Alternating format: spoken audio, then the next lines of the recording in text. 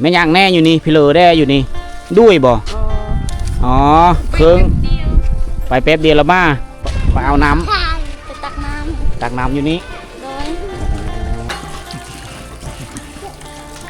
ฮึดอ๋อตัวฮึดนี่ร้านช่องอันนี้ร้านสองนี่ร้านช่องนี่ร้านช่องอ๋อหน่วยละร้านสอง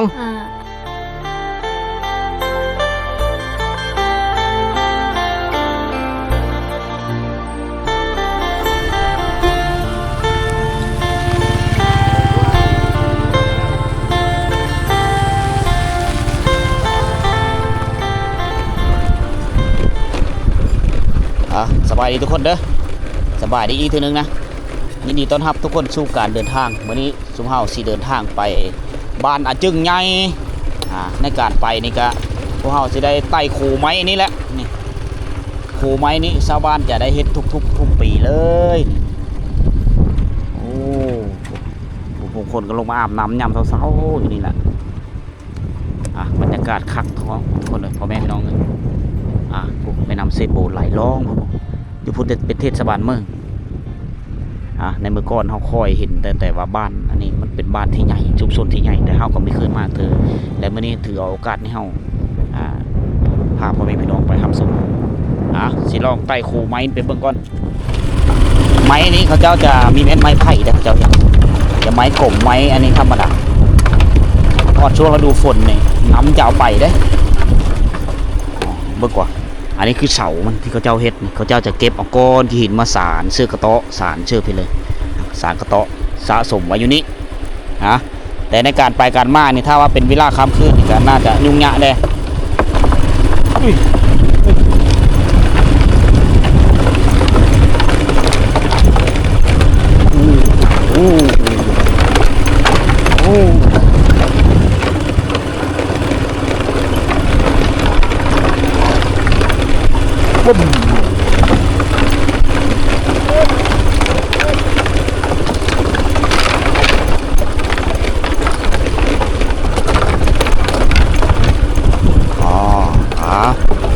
ฝั่งนี้เรียบร้อยโอ้ยกระลองโอ้อิจ้าโอ้จะเป็นแนวอยู่แนวกินเพิ่นมาแต่ศูนย์พละมาแล้วก็อาบน้ำก่อนจังมือเราก็ได้ไปกายเจ้าน้อยนี่ก็จะฮอนหมู่บ้านถ้าว่าตกช่วงหน้าฝนน้ำเดือน9เดือน10แม่น้ำเนี่ยจะกว้างใหญ่ได้นี่จะเต็มไปด้วยแถวนี้แหละบริเวณแถวนี้แหละน้ำนี่แล้วโขไม้ตัวนี้ก็จะไปได้ทุกๆปีชาวบ้านจะมาสร้างโขนี้ขึ้นใหม่ตลอดเลยสร้างทุกปีประมาณเดือน10เดือนตุลาหรือเดือนพฤศจิกมังกรนะเดือนตุลาประมาณนี้ตุลาพฤศจิกหรือธันวาเขาจะมาเริ่มเฮ็ดเนี่ยสรุปแล้วก็คือปลายฝนนะฝนตกน้ำแห้งแล้วเขาจะก็เริ่มก็สร้างโขนี้ขึ้นทุกๆปีคล้ายๆคือกันกับโขไม้เซละนองอยู่ที่เมืองนองแขวงสวรรณเขตเฮานะเด็กเขาจะเฮ็ดทีอยู่นี่นะถ้าว่าเฮามีซื้อก้อนกิหินนี้มันจะมีความทนทานต่อกระแสน้ำที่พัดไหลมาเด็กบนนี้เขาหาปลาที่นี่ไม่ยิ่งแถวนี้ชาวบ้านนี่ก็ใส่ลำน้ำเสปูนเป็นชอกยู่หากินหาปูหาปลามาเลี้ยงชีพนี่เห็นบอลเขาเจ้าเฮ็ดอันนี้แม่นมัดนะเขาเจ้าตันเอาแล้วนำเปิดทางนึงตันทางนึงเขาเจ้าก็นำก็จะบกแห้งชาวบ้านก็หาเก็บปูเก็บปลาแถวนี้แหละเอารถกระบะรถที่เลยรถไถจะไปทางนี้แหละก็เป็นแม่น้ำที่ไปง่ายอยู่พีมันจะมีน้ำมันจะมีแห้งน้ำจะมีเลิกนะเป็นน้ำที่แคบอันนี้คือปลายมันแหละพี่น้องปลายน้ำเสปูน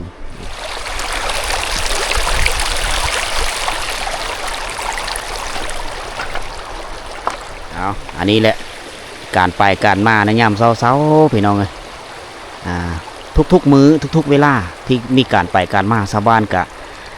ในขี่รถไต่โขตัวนี้แหละผู้บางคนก็ไปเลี้ยงแบปล่อยแบเลี้ยงงูเลี้ยงควายตามลำแม่น้ำเซโปนผู้คนก็ย่างไปบ้านอาจึงน้อยผู้บางคนก็ย่างไปบ้านอาจึงใหญ่สลับซับซ้อนกันไปโดยแต่ละคนผู้บางคนก็ใช้พระญาณพาหนะคำว่าเป็นรถไถก็ต้องในลงลุมนี้ บางเทื่อเฮามายามแรงก็จะได้เห็นชาวบ้านก็จะลงมาซักเคืองมาอาบน้ำตามลำแม่น้ำเซปูนลำแม่น้ำเซปูนนี่คือทุกคนได้เห็นเด้อในช่วงปัจจุบันนี่ก็ฤดูฝนมีทันละลงนักอยู่เฉพาะอยู่เขตเมืองสมุยแขวงสารวัตรนะเขาเจ้าจะไปมาได้สะดวกสบายอยู่นะในช่วงนี้ก็ยังเป็นตกในช่วงหน้าแล้งอยู่ฝนตกบางมือก็เบตกแบบปริมาณค่อยๆยังมีทันตกนักคือภาคกลางหรือแขวงขโมนกับสวรรณเขตเฮาได้ถ้าว่า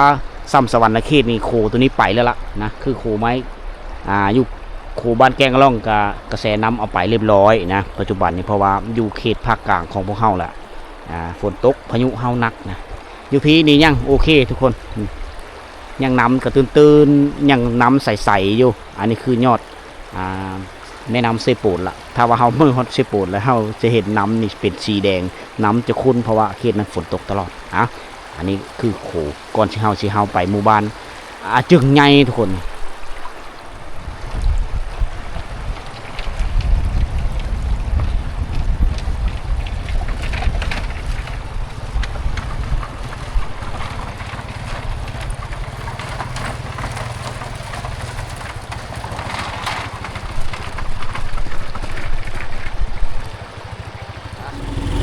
พวกเฮาครับสิเดินทางเข้าไปหมู่บ้านจึงบ้านจึงใหญ่ก็ห่างจากลำแม่น้ำเซปูนครับมีไกล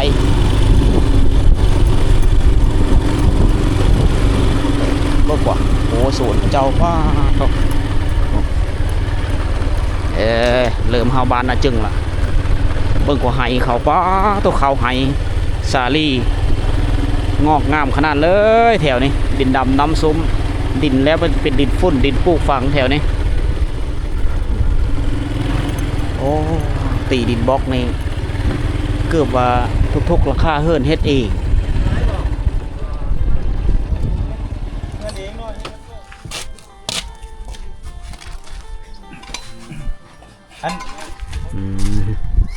เฮ็ดเองเนาะตาบอมเนาะหลายคนซอยกันต่างกันเนาะโฮงแบบนี้เนาะคนละลุ้นบอกตัวนี้บ่มีหู้บ่เฮ็ดเองแมนบ่มีหูตัดเลยบ่แมนแน่นอนต้องใช้ปูนหลายตัวนี้เนาะตัดเลยตัดปิกเลยตัวนี้ดินบล็อกตันตัวนี้เฮ็ดเองบ่เอาเล็กมาแล้วก็จอดเฮ็ดเองเนาะตัดปิกเลยตัวนั้นล่ะซื้อมาตัวซื้อนี่เท่าเลยแพงบ่700,000โอ้ซื้ออยู่เฉยตาโอ้ยอยู่เมืองครับนี่อยู่เมืองเฮานี่มีอาหารจีนอยู่เมืองเฮามีขายเนาะตัวนั้นจะเป็นห้องการบ้านเนาะตัวนั้นเนาะ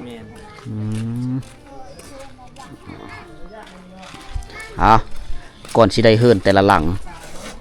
เพื่อสิได้ห้องน้ำแต่ละห้องพ่อแม่พี่น้องเขาต้องได้ผ่านการมานะอดทนต้องได้เฮ็ดเองตีเองซื้อดินบล็อกซื้อโฮงดินบล็อกมากผูกตัวนั้นผลิตเองในโฮงดินบล็อกตัวนั้นไอเดียเขาเจ้านี่สรุปแล้วคนภาคใต้นี่เขาเจ้ามีแนวคิดที่กว้างขวางมีไอเดียหลายรูปแบบเฮ็ดเฮิรนก็ต้องเฮ็ดเองเบิดเขาเจ้าไม่ได้จ้างสร้างคนแถวนี้ฉะนั้นในการสร้างเฮิรนนี่ก็ประหยัดงบประมาณไปนะเขาเจ้าดุมันเฮ็ดไปมีดินบล็อกโฮงตันโฮงปอง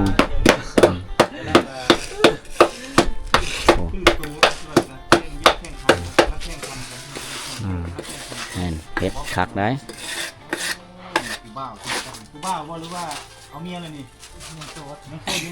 โสดลูกเมียบ่มีเนาะชีวิตเฮือนโลด5เจ้าสาวบ่บัดเอาเมียสบายเนาะขึ้นอยู่เลยเห็นบ่บัดไผได้เป็นเมียเนี่ยโอ้คือสิโชคดีที่สุดเลยล่ะพี่น้องส่วนกูมีผู้บ่าวเพิ่นเฮ็ดตีบล็อกอีกนะแต่เขาจะเอาเมียมาเฮือนได้แถวไหนได้เอาเมียมาเฮือนเป็นบ่โอ้คักเลยซั่นน่ะพี่ชายนี่คนเองบ่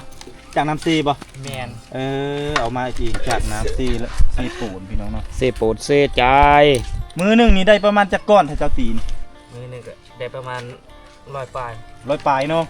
โอ้เป่า1กระสอบ1นี่ของปูนนี่ผสมเฮ็ดกับอันนี้ได้ประมาณจักก้อน เป๋าหนึ่ง 60ก้อน เป๋าหนึ่ง60 ก้อนเนาะ ตัวนี้เพิ่นเฮ็ดเองเนี่ยโหตัวนี้ไม่ได้ซื้อตัวนี้โป๊ะพี่ได้แล้วนี่เนาะโป๊ะพี่ได้วะอ๋อไป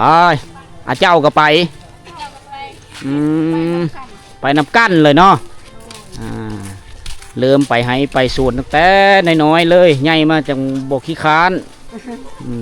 เฮ็ดเวะแต่น้อยเลยแม่ย่างแน่อยู่นี่พี่เลอได้อยู่นี่ด้วยบ่อ๋อเครื่องไปแป๊บเดียวแล้วมาโอ้อ้าวโปะโปะโปะปีได้โปะปีได้นะใกล้โปะโปะโปะปีได้นะแกละไปให้เด้อลูกเอ้ยเราเอาในความดุมันเขาเจ้าแถวนี้เบิ่งกว่าต้นไม้เลี้ยงน้องต้นไม้สังไผ่เต็มอยู่แถวนี้เขาเจ้าปุเพื่อสะดวกสบายในการหักนอมันมาปุมากินเป็นอาหารนี่เด็กกกต่าวกกเคืองเขาเจ้าเอามาตะปาตะดงเอามาปุไว้พี่อันนึงก็คือประดับความงามอันที่สองคือเฮิร์นบูฮานเขานะเขาเอาอันนี้ละไปมุงอันนี้จะเป็นคุมวิทายเขาเจ้าเก็บเศษวิทายบ้านแมวแนมบ้านอันนี้นี่จะเป็นบ้านใหญ่เลยบ้านอาจึงถ้าว่ามีประเพณีงานละปืบโอ้โหคนนี้หลายขนาดเลยแหละอันนี้เฮือนนี่ที่กันเลยเฮือนโซลายก็ตีดินบล็อกเฮ็ดเองแถวนี้อิดอุ้ยเลยแล้วไปจ้อมกลางๆไม่อะแกยะเลยจอมประชาเล่าอยะหูแต่ประชาปะโกะเนาะหูประชาปะโกะคงเบียดเตียงเล่าคงเบียดเตียงเล่าหน่อยเตียงเวียดเดือกโรยกี่ย่อยโรยเตียงเวียดละคงเนียวเบียดอีทอยเบียดอีทอยโรยเบียดอีกงเดือกอายะคงเวียดเตียงเล่าละคงเวียดเตียงเวียดละคงเวียดงูอายะอยู่เฮือนเอาลานเอาฟืนขึ้นเฮือนแดมาชาร์ญาแดมเอาขึ้นเฮือนลามอันลามอันเน่าเกิมเน่าโคหุ่งอีเมลเพิ่นว่าสิเอาฟืนขึ้นเฮือนแต่งอยู่โคกินแดมเลนญาลามอันภาษาเวทจะประมาณนี้ชั้นมันต้นลำอันสั้นอันชั้นลำอันชั้นสิเอาเป็นต้นมาเป็นอาหารมันมีอาหารกินเพิ่นว่าถ้าว่าเฮาสื่อสารเป็นภาษาเฮานี่ก็เพิ่นมีฮู้จักพี่น้องต้องได้เว้าเวทนำแน่ถ้าว่าเว้าภาษาปะโกะบ่สิเฮามีฮู้จักบาดนี่เอาในเมื่อก่อนเด้สะต่ำข้าวเขาเจ้ายังปกปักรักษาไว้อยู่อันนั้นคือสะอันนี้คือคกยังรักษาไว้ได้หีดของอันดังเดิมโอ้ตั้งหนังนี่คักเนาะไหมคักเนาะเป็นห้างขาขายเครื่องเล็กๆน้อยๆ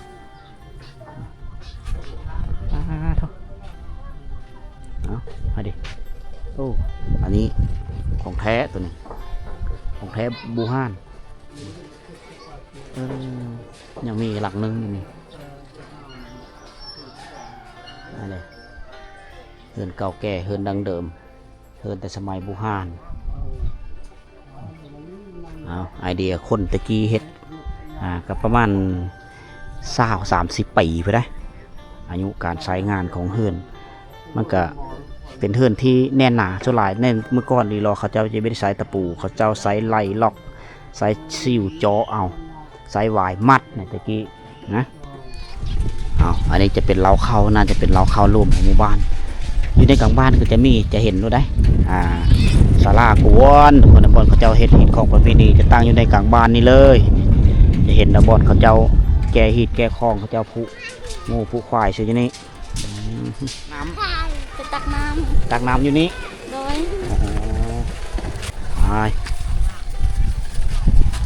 มียิ่ง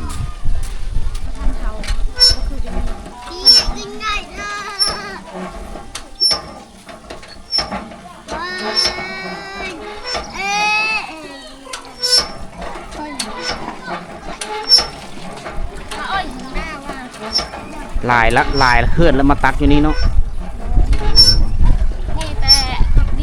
เบิดบ้านมีแตะกอกเดียวบ่โอ้ 2-3กอกกระเชียงแล้วก็ห มันเพ่เนาะ ปู เอาบ้านประมาณ200-300หลังคาเฮิรนมาใส่น้ำอยู่นี่บ่อเดียวมาเล่นคิวกันน้องขึ้นมาอันนี้คือน้ำสร้างบาดาลที่โครงการรัดเฮาเจาะไว้เฮอชาวบ้านชมไซ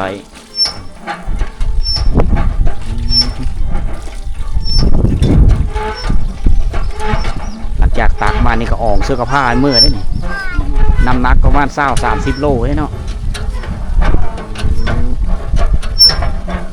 เสียมาตักให้เขาเบิ่ง ตักให้เขาปู อ่านกบ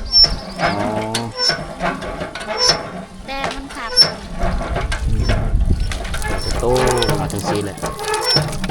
กระตุกน้อยกระตุกใหญ่สะสมไว้เบิดนับเป็นกระตุกน้ำมันเครื่องหลังจากตักเต็มแล้วก็ออกเสื้อกับผ้านี่ไปออกมือปูขยาเพิ่นมันชวนโอ้ได้ตังใหญ่เนาะจอมบ่ฮะจอมบ่เลยจอม แวงติดกันเลยจอม เลยจอมบ่รู้จักภาษาเนาะบ่จักภาษาลาวเนาะ เออโอ้บ้านนี่เป็นบ้านใหญ่จะตีได้พี่น้องบ้านดังเดิมมันก็จะปลูกมะพร้าวไว้ดิป้าเท่าประมาณ50-60 ปีเลยมะพร้าวแบบนี้ผู้คนนี่หลายเฮือดเขาเจ้ามีแต่หลังใหญ่แต่นี่เขาเจ้าดุมันป้าตัวเบิ่งไว้บนไว้ฟืนเต็มจุดเพลงหลังซ้ำกันกับหลังคาเฮือดเลยเอาผลงานไม่ยิ่งอันนี้คือผลงานไม่ยิ่งจนเผาประกบ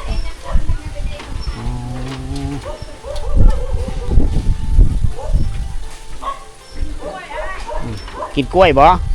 โดยขอบเจอหลายๆอู้มาไกลแล้วนานบ่นั่นกับลูกคนนี้น่ะหลานมะกล้วยนี่บ่ได้มะกล้วยผู้ใดผู้นี้น่ะลูกกกเจ้ายังบ่มีผัวยังเป็นผู้สาวโสดบ่ผู้สาวบ้านอาจึงผู้สาวแต่ละหลายบ้านเจ้าเนาะไปรับจ้างอยู่ไสอยู่เมืองเฮาเวียงเจ้าก็เคยไปบ่ละมาแล้วกุ้ยไปใช้นี่กุ้ยจุแลจอยนี่โปไปได้อ๋อเกมสิไปไฮเลยเนาะเยื่องบ่เยื่องเนาะอ๋อกุ้ยจอยกุ้ยแต่โปไปได้จ้าโดยเมื่อกี้เลยอาเจียดล่ะอ๋ออาเจียดเนาะเอามีผามีเข้าได้ออกไปกินข้าวอยู่หน้าเลยนี่อยู่ไฮอยู่สวนหมดละอันนี้คือวิถีชีวิตยามเช้าไปให้โปเนาะโปโอ้คักเนาะจอยเจ้าเนาะอ๋อลือจอเนี่ยฮะอ๋อลือเรียกช่วย จะลาต่อดู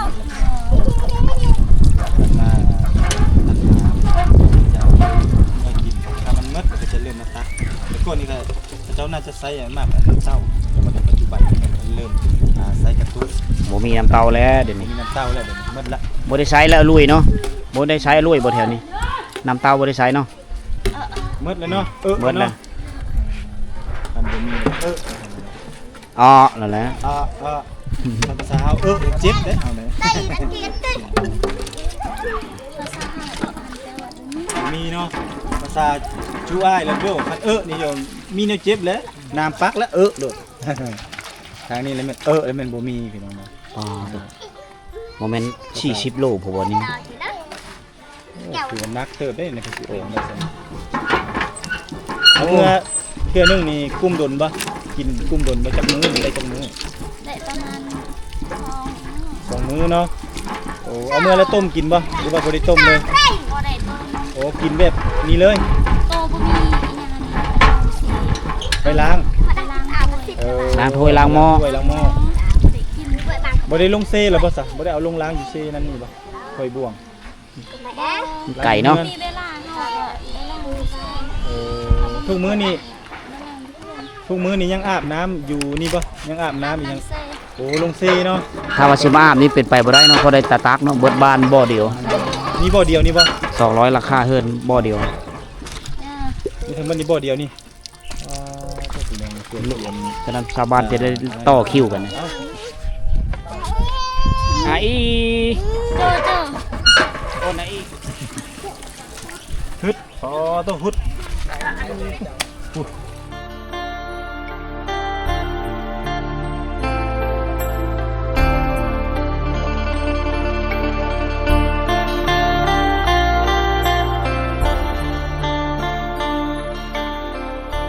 เครื่องสายของซอยเขาเจ้าจะเป็นกระผ้านี่ทุกๆหลังคาเฮือนต้องมี เพราะว่าอุปกรณ์ตัวนี้เป็นอุปกรณ์ที่ใช้สะดวกสบายในการดำรงชีวิตของเขาเขาเจ้าจะอองฟืนอองน้ำอองเนี่ยยู่เนี่ยกินไปให้ไปส่วนฮะยางขึ้นผู้ก็มันยางง่ายเด็ตัวนี้จะเป็นเฮือนบูฮานนั่นนี่ส่งโบราณเลยนี่ไม่ดีก็เฮือนที่เวียดนามอ๋อออกโหลดลายคนตะกี้เฮ็ดเฮือนพี่น้องเอ้ยเขาเจ้าจะแอมด้วยยืนทางยืนเลยไม้นี้ถ้าค่อยเดามีพิษน่าจะเป็นไม้แป๊กเฮิร์นไม้แป๊กได้นี่ไม้นี้วัตถุเสื้อเฟืองวัตถุไวไฟ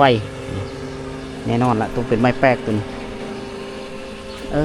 พระเจ้าคาถาซีสแลกมันจะงามละ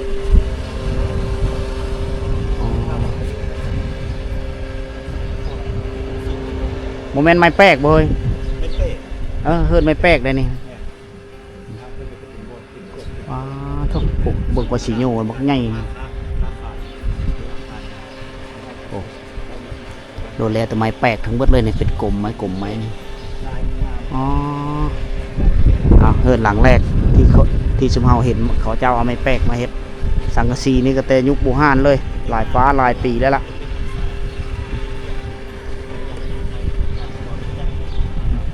ปุกหลังนี่ก็บักใหญ่เลยเฮิร์น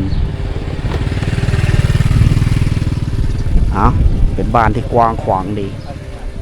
สัมบ้านเศรษฐีในชนบทเลยนี่พื้นฐานการลงชีวิตของเจ้ามีอยู่มีกินแล้วเถอะนี่ถาวรละกุมอยู่กุมกินหลุดพ้นจากความทุกข์ยากละแต่ว่าตั้งแต่ว่ายังใช้ชีวิตแบบดั้งเดิมอยู่รถไถของเจ้ามีรถจักรมีเฮิร์นอยู่ที่ถาวรมีเนื้อที่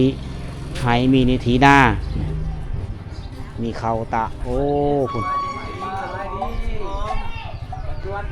โอ้ยังผูกงูผูกควายในกองตารางอยู่เนาะแบบเดียวกับยุกวังหันเลยเก็บไม้เต็มตารางเลยเก็บเศษเฮิร์นนี้เฮิร์นลูเฮิร์นลาน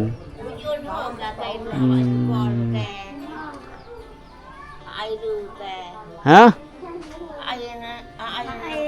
อีพี่เหรอเจ็บตีนอ๋อ เจ็บตีนเจ็บมือ อ๋อเจ็บตีนเจ็บมือ เตรียมโควิดเกียไอเด้อ เตรียมโควิดละอีเลย เด้อโควิดเลย ชักยากันพยาธิโควิดแล้วเจ็บเลย มีผลข้างเคียงเนาะ ชักยานโควิดกี่นะไอเด็กเต็มโด สบายดีลูกพี่ต้อง สบายดีลูกเอ้ย ลูกหลานเอ้ย นำเลยจอม ก็เลยจอม จอม จอมมิดิด มันจ้องกับมาก่อน เลยจอมมันนะกายาเลยจอมเป็นเต็มเลยนะ โอ้ยสบายดี สบาย มา ดี เลย ลูก เลย หลาน จ เอ้ อม ย ผู้เฒ่าพากันนั่งลิ้นน้ำกันเนาะ อ๋ออันนี้ค่าดองลูกสาวบ่ในข้อนี่ เอามา เต็มปลาเต็มปลาไก่อ้ามเกี่ย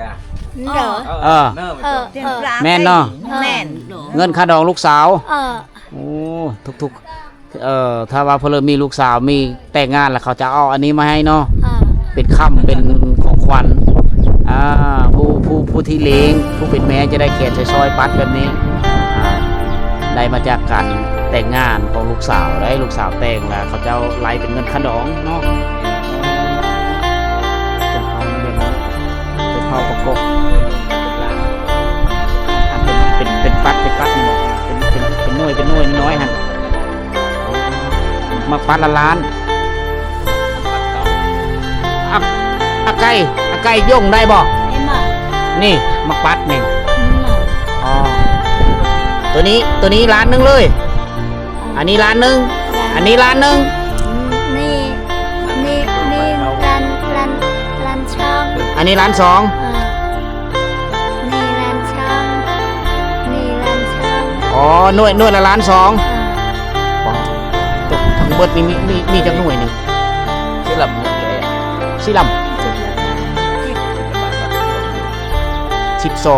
12ข้อละล้านสองข้อละล้านสองอ๋อ10ปลายล้านเนาะ 10ปลายล้านราคาอันนั้นแม่นค่าดองลูกสาว10ปลายล้านโอ้ ปริมาไก่ เออลูกสาวโอ้ยแม่ก็หลายเนาะเออค่าดองหลายแล้วเนาะ ไหล บ่แม่นฮอด20ล้านหนูบอกของเจ้า อันปุ๊บไปลำมาไกลกัน ไปลำมาใกล้กัน โดน เออลูกสาว3คน โปรโมหนึ่ง ยังอีกผู้หนึง ลำ หนึ่งมานำหนึ่งมาล คือมันยังไม่ได้ลำมาไกลกันจะเป็นยมโดมัน ำอ๋อไอแม่มีลูกสาวผู้เดียวอ๋อได้กระดอง10ล้าน งานเติบโตเป้ไกลกัน กันไกลกันอะไรแปรนะ ไกลก็ยังมันลำมาไกลกันนั่นแต่มันก็เริ่มเปลี่ยน พอละล้านป่าสิไปแต่งงานนี้ต้องให้ซื้อเอาตัวนี้ไปบ่ Nhìn lên xuống ซื้อตัวนี้ไปมอบไปปง Đây bên bên cả Đấy giờ Xuân Lai bàn của mình Đi lên เอาตัวนี้เนาะถ้าว่าห้าบ่มีตัวนี้เราต้องเอาเงินไป Nên mình Đi là mình Bắt tàu Để cái xe của bạn Xuống đi Viếtไปซื้อเมื่อร้านเขายังสมัครใครเลยว่าของเก่านี่ให้ยัง รักษาไว้ สาว ถ้าว่าพ่อแม่มีอยู่ก็ต้องมอบให้ลูกให้หลาน แม่เลยว่าไม่ได้กันมีลูกชายลายกันแรกคนละสองสาม โอ้ตัวนี้ซื้อขายไม่ได้เนาะ